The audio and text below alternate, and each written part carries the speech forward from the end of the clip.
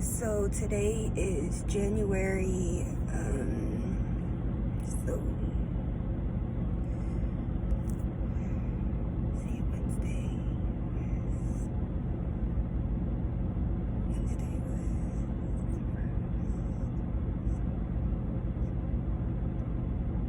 January 4th. I'm sorry, I really had to think about the date today, January 4th, 2020. And go back in the house, please. So that I don't babble, this is going to be the beginning of a personal reflection of myself and a series that God had put on my heart some time ago, and I would like for this to be called Living Like I'm Forgiven. In order to live like I'm forgiven, I will have to document that and actually live it out. And the crazy thing is, it was so funny because I'm not a big technology person whatsoever. So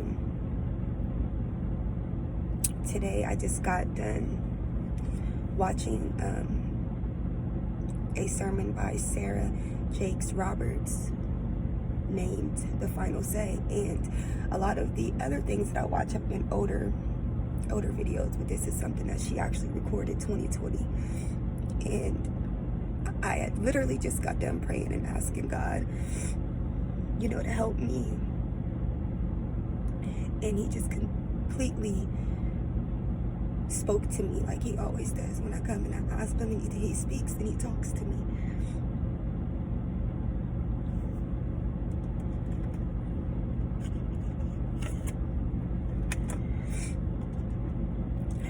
Almost a year ago,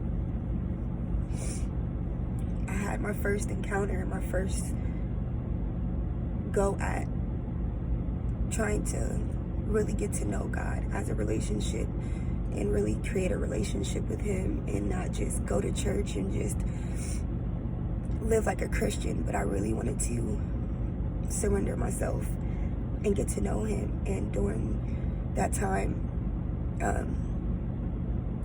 God had spoken to me like never before, and I was just terrified, really. There was days where I thought I was crazy. There was things that I was reading, I would pray in the middle of the night, and I really thought I was losing my mind because that's how clear he was speaking to me, and it was scary. I would try to talk to people about it, and they didn't understand. I literally felt like I was crazy.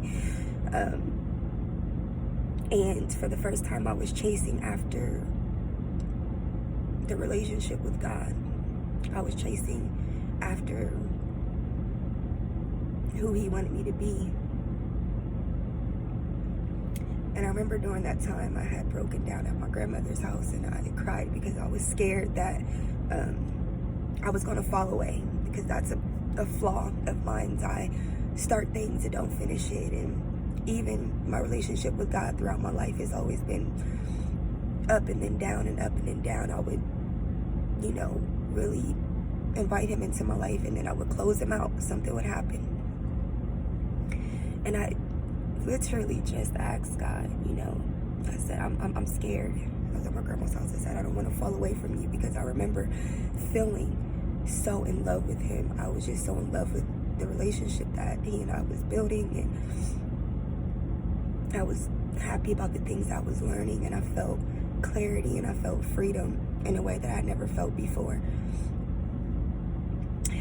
But old habits die hard, and then I fell away. And I fell. Each time you fall, you always fall harder. So that was about 6-7 months ago, and fast forward to today, a new year, 2020. Right now, where I am, the result of me falling away has led me to homelessness. I was residing with my mother, and she had to she's losing her home, and she's downsizing. So I have 3 children, and we can't go. So this is resulting in me having to allow my children to move in with their fathers, and me trying to figure out what my stability is going to be. So throughout this series, if this is even something that somebody will ever watch, but to myself, watch this transformation, because God just addressed me. He addressed the issues that I have with relationships, the issues that I have with progression, the issues that I have, period. And he told me that he's going to give me a second chance, and that this time, the matter of my heart, what I'm so concerned about changing into this person I don't want to be, that my heart is turning cold, and the things that I want, I just see myself dying right in front of my eyes. But the final say, Sarah Jakes Roberts, that message, it was for me. And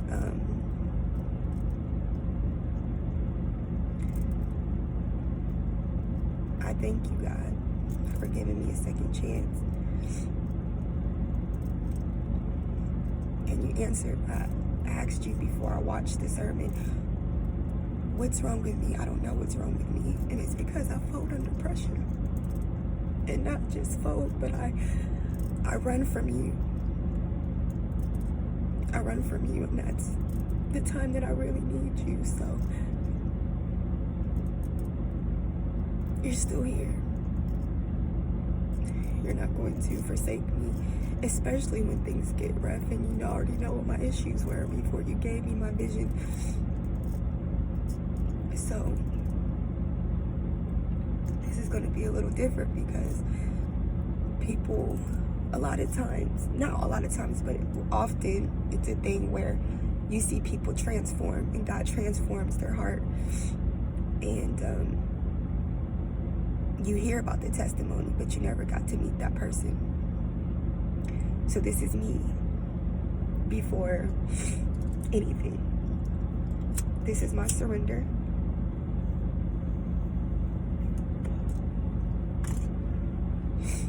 And God is going to change me right in front of my eyes, so I can look back and see the transformation.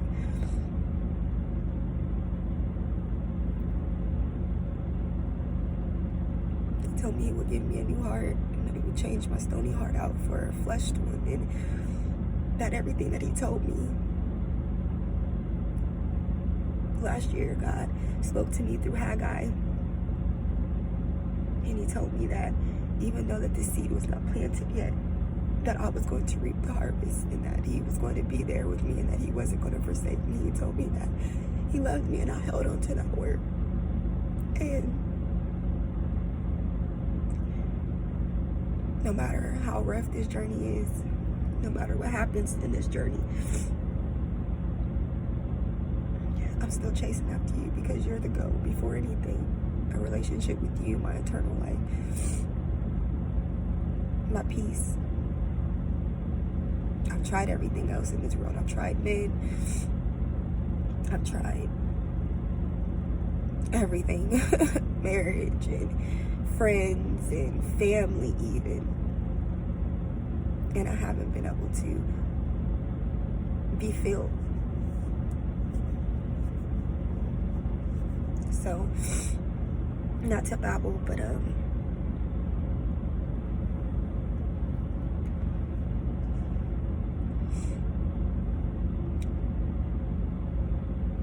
this is living like I'm forgiven.